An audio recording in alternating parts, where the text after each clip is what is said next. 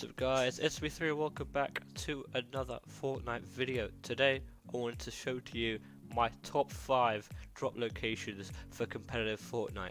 Now for each location we're going to be going through 4 key aspects. Number 1, what the location is. Number 2, the pros of that location. Number 3, the cons of that location. Number 4, the average stats for each location, i.e.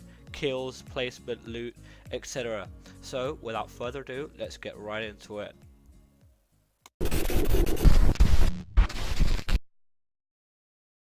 So for our first location we have quote unquote risky reels. For the purposes of this video I'm calling it risky reels. Risky reels is a aim style base located right next to the volcano. So it's very out of the way, it's behind everything, so you should be well concealed if you plan to drop here. The pros of risky reels are there are like 12 or something ridiculous hamster ball spawns, so you could drop here duos and still be guaranteed a hamster ball.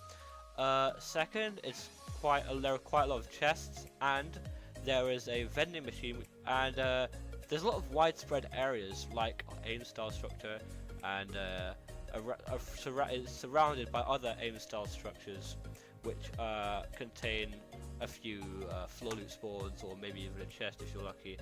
And the cons are not many. Mobility wise, it's very good. It's very good.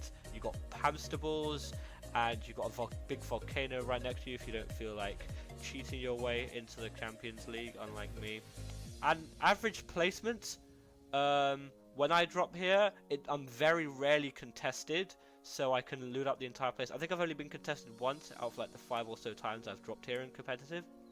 And you just kill them easily. You can drop on the vending machine, get a pump, and just one pump them. Unless you get a hunting rifle, and you get 3 hunting rifles from a blue vending machine. Still salty about that.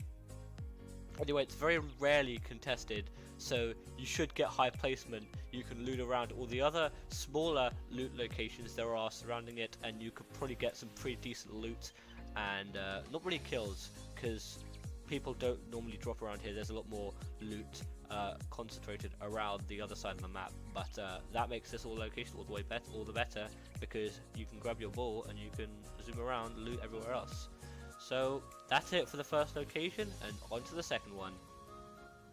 And for the second location we have the haunted castle located next to Haunted Hills. Now this one is a bit interesting. Unlike other locations I'm about to mention, it doesn't really have that much loot compared to its size. It looks big, but the old version definitely had a lot more loot, which I'm kind of sad about. However, it is located near Haunted Hills and some conveniently placed houses over here and Junk Junction, so you can loot around those areas and be guaranteed some good loot. That's the Now the pros of this place are it is surrounded by a lot of loot. It doesn't really have much inside it, but you have good position, and you can get a lot of brick from this place and loot up the other areas, and you'll probably be good, because Haunted Hills and Junk Junction, no one really goes there.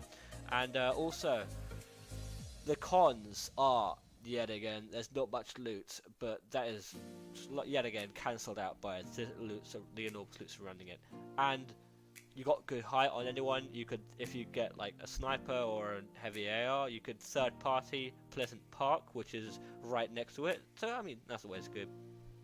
Now in terms of placement, I haven't dropped it as much because it's probably one of the last resorts on this list in terms of place to drop.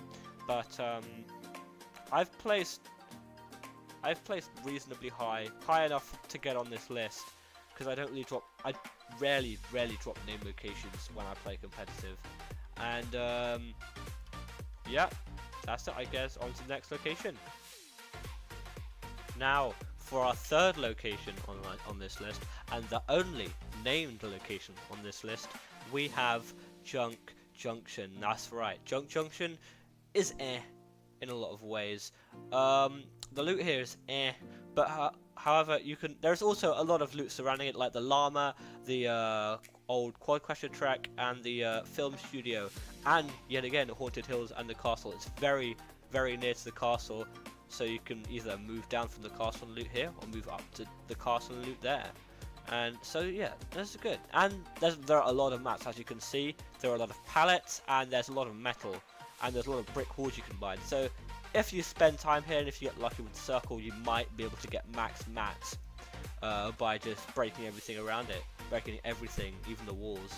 Now the pros of this, there's a lot of surrounding loot and mats. It's probably the best for mats in this entire list.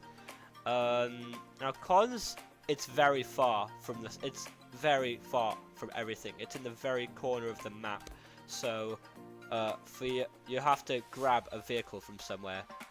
But Frey not, because you have hoverboards and quad crashers right next to you, so you're pretty good. For transportation, you can just grab one of those and you'll be good. There aren't many ballers in the general facility for ballers. If you want to grab ballers, this isn't a good place to drop, because there are literally no ballers in a large radius around this. So good luck finding ballers if you want to play ballers and dropping here.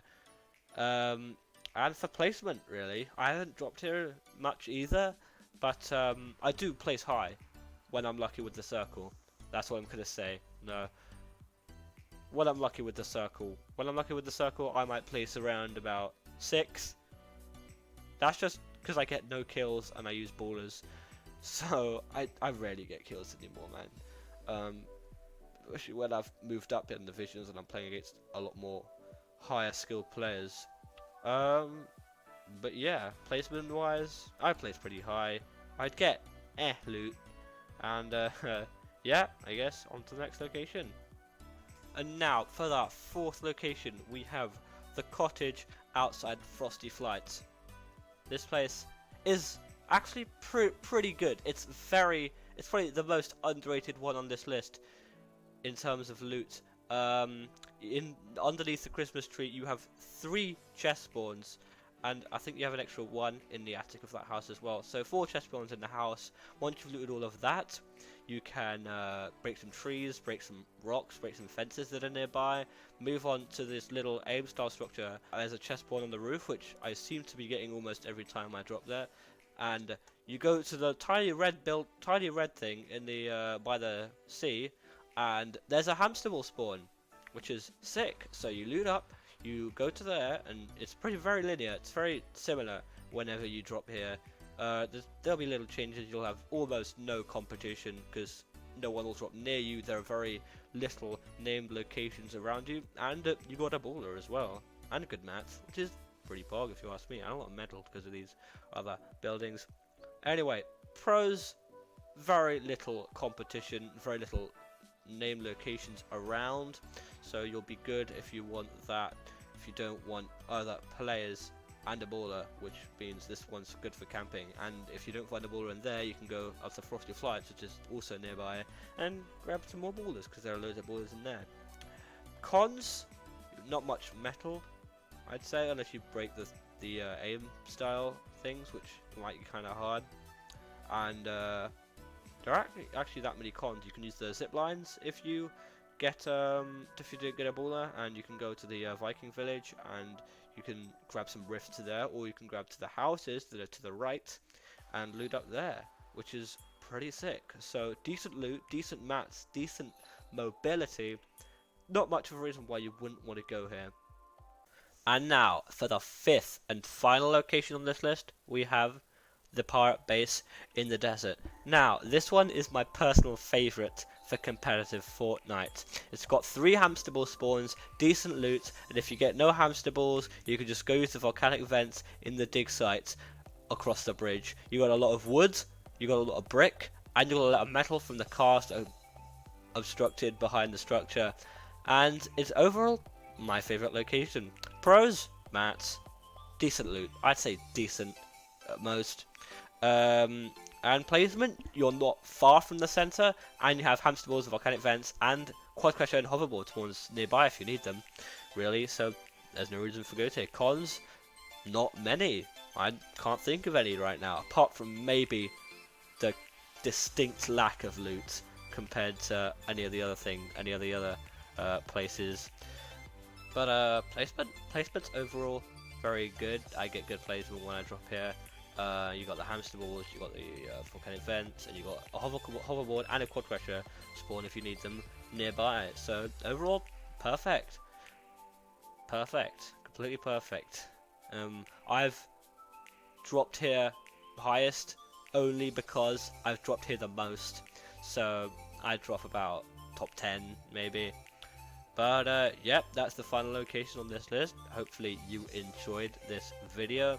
Sorry if the quality is bad or anything. I'm getting a graphics card soon, which means I'll be able to record gameplay instead of background gameplay from previous videos that I've had to salvage. Anyway, hopefully you enjoyed.